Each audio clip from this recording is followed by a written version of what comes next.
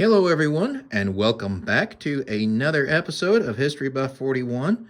We are back from our holiday hiatus for our first episode of 2025, and we're going to do a short series on American bayonets from World War II. So, I'm going to do a quick overview with this video, and then we'll do a little bit of a deeper dive into each one of these in the ensuing weeks. But we're going to start left to right.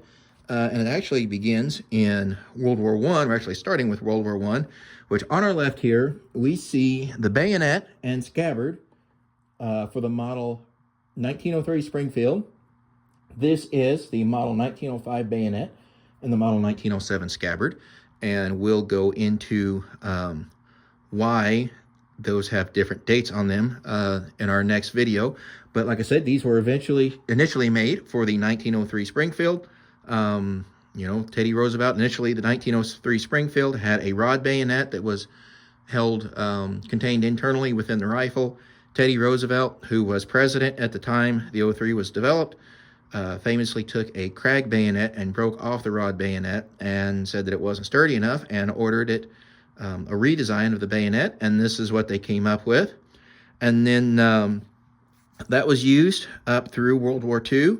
And we see here our next one is another bayonet, very similar in design, actually the same design with a few differences, a little different finish on the blade and a little difference in the handle.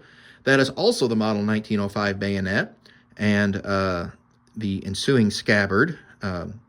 Those were made for World War II. Basically a little different manufacturer. There were some issues with the 1905. One, there wasn't enough of them for the number of people we were trying to draft. And two, they didn't work the greatest in the world with the M1 Grand. And so some slight design changes were made. You can also see there's definitely some changes there to the scabbard. Definitely different material made out of the plastic that we're accustomed to seeing with World War II era bayonets.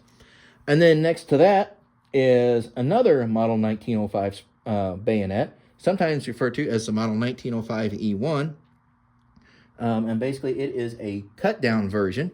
You can see here, the fuller, it goes all the way out to the point. It started out being the same length as this one, and was cut down to more closely identify with the M1 bayonet, which was designed for the M1 Grand. And then down on the very end, we have the M4 bayonet and ensuing M8 scabbard. This was designed for, again, the M1 carbine and was based off of the M3 combat knife for all of you eagle-eyed viewers who probably saw that already. So that's just a quick overview of World War II U.S. World War II U.S. bayonets and scabbards.